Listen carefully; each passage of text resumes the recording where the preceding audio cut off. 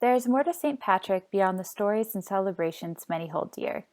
Indeed, scholars in the field of rhetoric and composition have paid relatively little attention to the works of St. Patrick. Apart from two texts by Paul Lynch, Chapter 4, Do You Have Not One God? St. Patrick's Letter to Coroticus, and Ego Patricius, the Rhetoric of St. Patrick of Ireland, the field lacks a comprehensive understanding of St. Patrick as a skilled rhetor. I suggest a further analysis of St. Patrick's texts illuminates several key takeaways for the field, the first being St. Patrick's possible function as a stepping stone to move rhetorical studies further into Irish rhetoric, a Western but not Roman rhetorical tradition deserving of attention. Additionally, St. Patrick's works contain direct traces to Ciceronian theory that are important for studying the impact of classical rhetors later in the educational system of both children and bishops.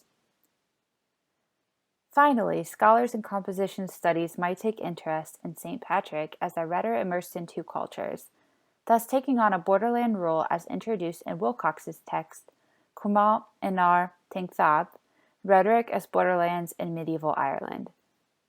St. Patrick was born in Roman Britain in the 4th century to an aristocratic family, although his formal Roman education was interrupted when he was captured by Irish raiders and sold into slavery in Ireland. As discussed later, these years proved formative for St. Patrick's education, or lack thereof, and led to a specific use of rhetoric in his texts. After captivity, St. Patrick eventually returned to Ireland in 1423 CE and proselytized for Christianity. Here St. Patrick entered a unique cultural position as an outsider in Ireland with some insider knowledge from his time in slavery. Furthermore, the Roman Britons of St. Patrick's time would view Ireland as the end of the earth despite its own thriving vernacular culture prior to the arrival of Christianity that was rooted in orality. St. Patrick believed he was to spread Christianity in this place, and required specific rhetorical tools and beliefs to do so effectively. While some may consider St. Patrick a poor rhetor unworthy of study, one must consider the sophisticated task of living two cultures while attempting to govern one. Though relatively unstudied in the discipline, Patrick's use of rhetoric as evidenced through his two known works, Confession and Letter to Coroticus, has implications for the field of rhetoric and writing. While both texts should be studied in depth, for the sake of space I will focus on the connection to Cicero in Letter to Coroticus and the Confession, and Orality in the Confession. The immediate context of Letter to Coroticus is still disputed amongst scholars. However, the overall consensus is that in the letter, Patrick is well aware that his legitimacy is in doubt and that an ostracism would have to be enforced with the help of those who already disdain the saint. The confession was written after Letter to Coroticus, is theorized to be a result of such letter, and was a defense of his own spiritual experience and his ministry in Ireland. Analyzing influences and appeals in St. Patrick's two recovered works provides a look at the bishop as a rhetor with a unique arsenal. St. Patrick's Letter to Coroticus includes unique structures and choices best explained by his own biographical details and context.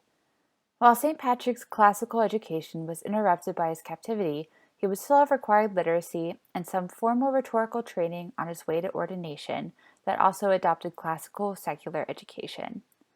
Furthermore, Lynch notes that St. Patrick would have lacked an education in grammar and literature, as well as with the time with the rhetor Latinus, who, like the Greek sophists, aimed at teaching his pupils how to master the art of oratory as handed down traditionally in the complex system of rules, methods, and customs that had gradually been perfected in Greek schools from the time of the sophists. While St. Patrick missystematized classical teachings, the secular education he gained in ordination probably included inspiration from rhetors such as Quintilian and Cicero. St. Patrick's lack of some forms of education, combined with what he received in ordination, made for a unique rhetorical power. Such power allowed St. Patrick to eventually be successful in Ireland as a bridge figure between two cultures. Viewing St. Patrick as a rhetor with a toolbox of various parts allows for a closer look at his remaining works. One such tool is on display in Letter to Coroticus, where he invokes the classical rhetorician Cicero. Lynch, a scholar on the works of St. Patrick, argues for such a connection. In De Inventione, for example, Cicero writes that the exordium should contain very little brilliance, vivacity, or finish of style, because these give rise to a suspicion of preparation and excessive ingenuity. As a result of this, most of all the speech loses conviction and the speaker authority. For Cicero, sincerity is a strategy. Patrick's opening suggests that he has been exposed to this advice in his rhetorical training. We shall win goodwill from our own person if we refer to our own acts and services without arrogance. Letter to Coroticus mimics a similar strategy through the first lines. I declare that I, Patrick, an unlearned sinner indeed, have been established a bishop in Ireland. I hold quite certainly that what I am, I have accepted from God. St. Patrick immediately seeks to denote any arrogance he might bring to the soldiers of Coroticus, and instead associates power and glory with God. This appeal may seem strange given the subject matter, that soldiers had slain newly converted Christians whom St. Patrick had given birth to in God and confirmed in Christ. However, given his educational background and experience with Christianity, this goodwill appeal in the tradition of Cicero likely was a known move. St. Patrick's Confession also includes traces of Cicero through his building of goodwill with his audience and incessant humility. While Confession was also not directed at a purely Irish audience, we can see how his rhetorical knowledge evidenced in the text could also be harnessed for communicating with the Irish. St. Patrick associates himself with lowness throughout the text. Quote, "So I am first of all a simple country person, a refugee, and unlearned." From Confession, section 12.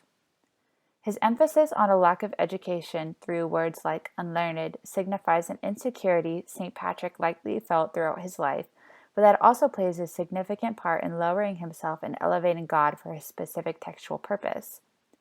Section 12 of Confession continues the elevation via, quote, "But this I know for certain, that before I was brought low, I was like a stone lying deep in the mud.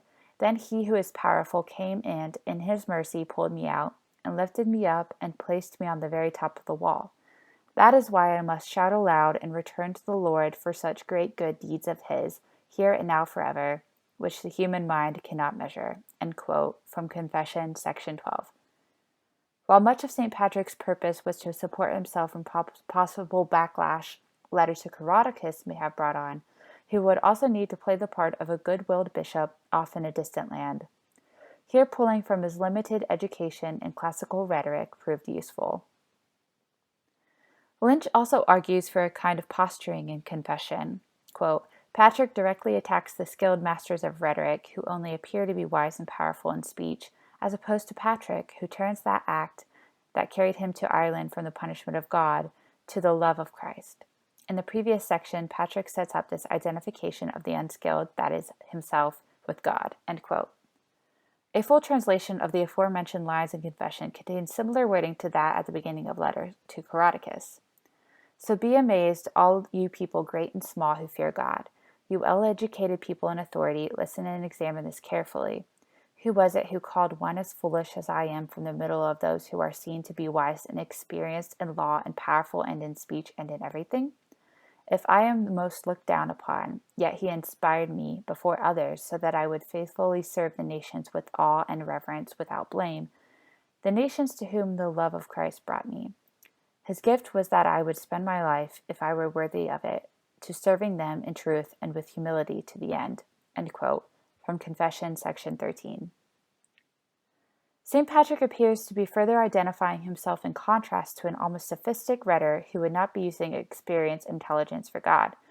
Again, the bishop brings in words such as foolish and humility to function as a Ciceronian goodwill appeal. St. Patrick also references his educational background in section 9 of Confession in an attempt to free himself of ridicule, be in good faith with the audience, and explain his way of interacting with the Irish.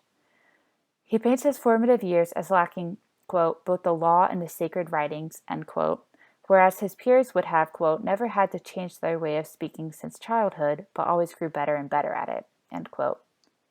St. Patrick continues his section with further self-deprecation regarding his lack of education, as well as contemplation of his foreigner status in Ireland. However, despite the rhetorical power likely inspired by Cicero's De Inventione, St. Patrick's written texts remain in lesser confidence to him than voice. St. Patrick's Confession includes several references to voice and silence throughout. Although we only have the remaining written text, these two documents emphasize how, quote, "it is the spoken word, not the written word, that matters to him," end quote. Given St. Patrick's status as a bishop with experience in both Roman Britain and Ireland, as well as his educational background, his favoring of orality is understandable. Certainly, functioning between two cultures, especially spending formative years in captivity, would make his confidence in writing rather small. Living in Ireland during the time of its oral culture means adjusting to the spoken word. Moreover, this would later make converting its people via the written word a formidable task. In the Confession, one can see the attachment St. Patrick has to orality and the voice, especially as evidenced through his own verbal conversion. Quote, "It was there one night in my sleep that I heard a voice saying to me, 'You have fasted well. Very soon you will return to your native country.' Again, after a short while, I heard someone saying to me, 'Look, your ship is ready.' It was not nearby, but a good 200 miles away. I had never been to the place, nor did I know anyone there. So I ran away then, and left the man with whom I had been for 6 years. It was in the strength of God that I went, God who turned the direction of my life to good. I feared nothing while I was on the journey to that ship." End quote from Confession, section 17. The excerpt from this conversion includes two hints regarding how St. Patrick views orality, the first being the godly connection to voice. St. Patrick's use of words like strength in the passage associate God with the tool he used for awakening St. Patrick, both physically and spiritually. Furthermore, the oral conversions suggest St. Patrick's time in Irish captivity may have ingrained in him an appreciation for, and reaction to, voice.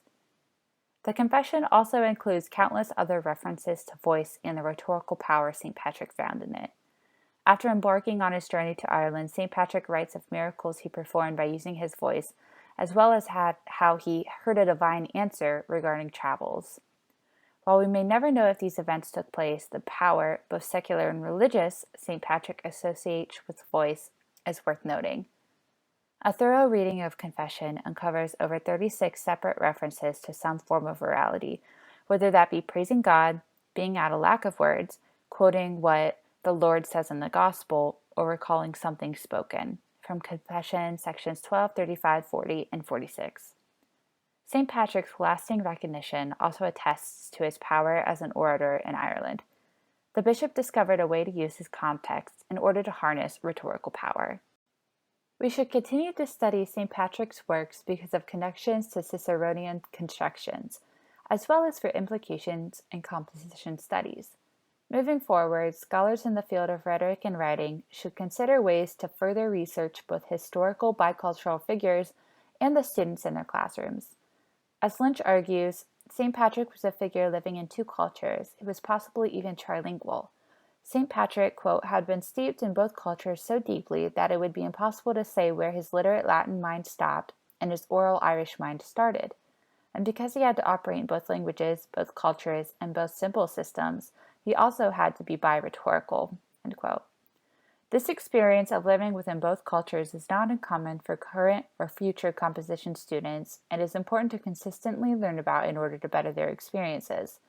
One question for consideration would be, what parallels would St. Patrick's use of rhetoric have to the modern bicultural students, and what can we learn from his rhetorical successes? Additionally, perhaps scholars in writing studies could understand student anxieties regarding writing and speaking in different settings by analyzing St. Patrick's own descriptors of his education and confession. Although much of St. Patrick's life is lost to history and his mythology, those in the field of rhetoric and writing can learn from his remaining two texts. The letter to Coroticus and Confession highlight St. Patrick's specific rhetorical choices brought forth by his context. Furthermore, St. Patrick's position in and between two cultures could allow him to function as a stepping stone between classical Roman rhetoric and a Western, but not Roman rhetoric in Ireland. As Wilcox argues, the Western canon of rhetoric is represented by a rather diminutive choir of voices, all granted legitimacy, in some fashion, by their perceived descent from the classical heartland of Greco-Roman culture. Hopefully, research into Irish rhetoric will continue and the field will hold a stronger grasp of its modern and ancient practices outside of explicitly Greco-Roman influence.